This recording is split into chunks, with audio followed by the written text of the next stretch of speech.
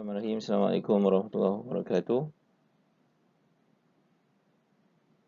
InsyaAllah pada hari ini kita belajar pada hadis yang ke-21, iaitu Mahabbatu liqa Allah Ta'ala Safha Wahid wa Tamanun.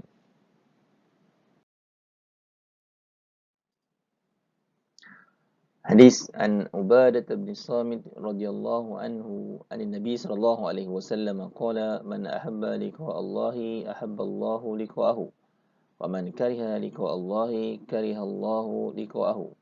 قالت عائشة أو بعض أزواجه إنا لنكره الموت قال ليس ذاك ولكن المؤمن إذا حضره الموت بشر برضوان الله وكرامته فليس شيء أحب إليه مما أمامه فأحب لقاء الله وأحب الله لقاءه وإن الكافر إذا حضر بشر بعذاب الله وعقوبته فليس شيء أكره إليه مما أمامه كره لقاء الله وكره الله لقاءه. Daripada Ubadah bin Samit radhiyallahu anhu, daripada Nabi sallallahu alaihi wasallam bersabda, man ahabba liqa Allah ahabba Allahu liqa'ahu. Siapa yang suka bertemu dengan Allah, maka Allah suka bertemu dengannya.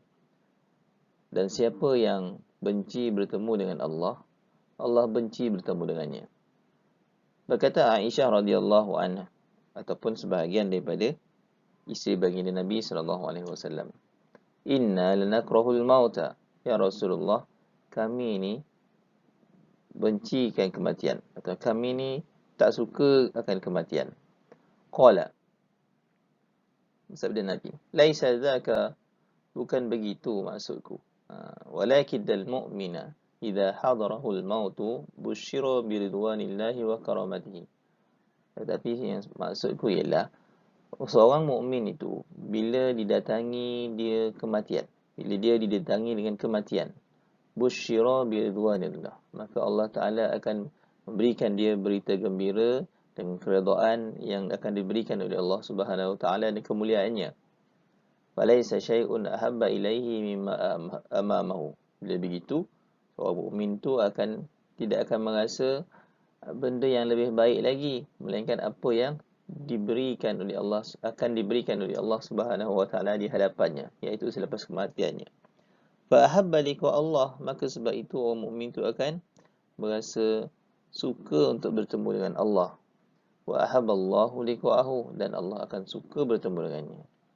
Wa innal kafira, sebaliknya orang kafir pula, idza hudira busyira bi'adzabillah, bila dia berhadapan dengan kematian, depan dengan sakarat, busyira bi'adzabillah, dia diberikan berita gembira, berikan berita tentang azab Allah Ta'ala dan akibat daripada ke atas perbuatan dia. Falaisa syai'un akraha ilaihi mimma amamahu, maka tidak ada perkara yang lebih dia benci melainkan apa yang dia dapati selepas kematiannya. Kariha liqa Allah, maka dengan sebab itu dia benci untuk bertemu dengan Allah. Wa kariha Allahu liqa'ahu, dan Allah benci bertemu dengannya. Lihat kepada ma'ani al-mufradat. Itu ada sama hadarahul maut, ayu sa'atul wafat, ketika nak berhadapan dengan kematian. Kemudian laisa, pada buku falaisa syai'un ahabba ilaihi mimma amamahu. Amamahu tu makna mimma yastaqbalhu ba'dal maut, apa yang menantinya selepas daripada kematian. Kemudian di sana ada al-murad mahabbatullah. Kalau tadi ma'ani mufradat, ini murad mahabbatullah. Apa maksud mahabbatullah liqa abdah, cinta kasihnya Allah untuk bertemu dengan hamba-Nya bagaimana? Maksudnya ialah iradatul khairu lahu wa in'amihi alaihi. Allah Ta'ala kehendak Allah nak memberikan dia kebaikan dan juga memberikan nikmat ke atasnya. Baik, kemudian kita lihat kepada mabahis al-arabiyah dalam hadis. Yang pertama, man ahabba, man di situ man syartiyah atau mausulah. Liqa Allah masdar mudhaf lil maf'ul. Liqa. liqa'ahu mudhafun lahu atau mudhafun lil maf'ul. Kemudian al-mu'mina, al-mu'min di situ nasbu bitasydid. Lakinnal mu'mina nasab. Au pada hadis pula pada kalimah qalat Aisyatun au ba'du azwajihi. Au tu menunjukkan lisyakki. Syak sebahagian pada perawi. Nyatakan adakah yang berkata itu adalah Aisyah ataupun sebahagian daripada isteri baginda Nabi sallallahu alaihi wasallam. Tapi wa fi ba'd riwayat, dalam buku tu sebahagian daripada riwayat hadis mengatakan al-jazmu bi anna Aisyah qailah, mengatakan pasti bahawa yang berkata itu ialah Aisyah radhiyallahu anha. Yang berikutnya kita lihat kepada murad mahabbatul abdu liqa'illah. Apa makna kasihnya, sukanya hamba itu untuk bertemu dengan Allah Subhanahu wa taala. Dalam ini ada dua pendapat. Al-awwal al-Imam Al-Khattabi yang mengatakan bahawa mahabbatullah mahabbatul liqa ayu isarul akhirah 'ala dunya. Dengan maksud mahabbatul liqa situ ialah dengan mengutamakan akhirat daripada perkara dunia. Dan juga wala yuhibbu tuwalul qiyam fiha, dan tidak suka berada lama dekat dunia itu.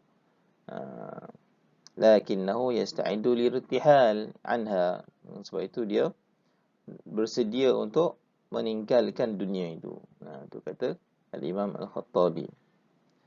Jadi oleh yang demikian al-liqa pada hadis itu, al-liqa itu bermaksud ru'yah ataupun al-ba'thu berdasarkan firman Allah Subhanahu wa taala, qad khasira alladhi, kata Imam Khattabi, liqa tu boleh membawa maksud ar-ru'yah dan juga boleh membawa maksud al-ba'tsu berdasarkan firman Allah taala, qad khasira alladhina kadzdzabu bi liqa'illah. Jadi dalam liqa'illah surah Al-An'am itu merujuk kepada al-ba'tsu, bila dibangkitkan untuk bertemu Allah. Qad khasira alladhina kadzdzabu bi liqa'illah, orang yang mendustakan ajaran, mendustakan tauhid, mereka akan berasa rugi bila bertemu dengan Allah Subhanahu wa taala, iaitu ketika dibangkitkan, al-ba'tsu. Yang kedua, man kana yarju liqa Allah fa inna ajalallahi la'at. Siapa yang nak berharap untuk bertemu dengan Allah, sesungguhnya ajal Allah itu pasti akan hadir. Jadi liqa itu membawa maksud al-maut. Kemudian pandangan Imam Ibn Asir, al-liqa ayu al-masir ila daril akhirah. Liqa tu maknanya perjalanan, nak bertemu di darul akhirah, nak bertemu di hari akhirat. Wa talaba ma 'indallahi wa laysa al-gharad minhu al-maut. Wa talaba ma indallah, dan meminta apa yang ada yang Allah nak berikan. Bukan maksudnya ialah al-maut. Bi anna kullan yakrahu, kerana kedua-duanya dibencinya. Faman taraka dunya wa abghadaha ahabba liqa Allah. Siapa yang meninggalkan dunia dan benci kepada dunia itu, maka dia ahabba liqa Allah, dia suka untuk bertemu dengan Allah. Wa man atharaha, siapa yang terkesan dengan dunia, wa rakana ilaiha, dan juga cenderung kepada dunia itu, karaha liqa Allah, dia akan benci untuk bertemu dengan Allah. Jadi kedua-duanya yukrihuhu, satu yukrihullah, yukrihu ahabba liqa Allah. Dia tak suka kat dunia, maka dia akan suka pada jumpa dengan Allah. Siapa yang terkesan dengan dia akan tak suka bertemu dengan Allah Subhanahu wa taala. Yang kita masuk kepada sebab, bayin as-sabab izharul lafzul jalalah fi qawlihi ahabballahu liqa'ahu wa qawlihi karihallahu liqa'ahu. Dalam lafaz hadis tu, kalau tengok ada 4 kali lafaz jalalah itu disebut. Pertama, man dalam syarat. Yang pertama, man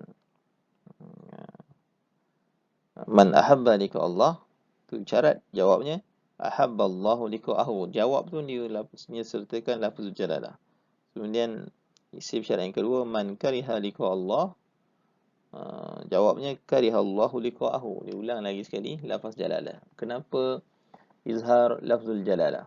Okey, tafkhiman wa ta'ziman, sebagai nak mengagungkan. Allah Subhanahu wa taala, dan yang kedua talazzuzan bi dzikrihi azza wa jalla, merasa lazat dengan menyebut nama Allah azza wa jalla. Yang berikutnya kita lihat kepada satu permasalahan, istashkala an-nas bi anna al-liqa' bi ma'na al-maut. Sebahagian manusia ataupun mungkin ada persoalan, al-liqa' tu makna maut. Zahir hadis anna al-liqa' laysa al-maut. Zahir hadis tu menunjukkan bahawa liqa' dalam hadis tu bukan maksud kematian. Lianna al-liqa' fassara bi ghairi al-maut. Kerana liqa' Allah dalam hadis itu ditafsirkan dengan maksud selain daripada kematian. Walau bagaimanapun, lakin maut wasilah ila liqa'illah. Mati itu adalah wasilah untuk bertemu dengan Allah. Liannahu la yasilu ilaihi illa bil maut. Kerana seorang itu tidak akan bertemu dengan Allah melainkan dengan kematian.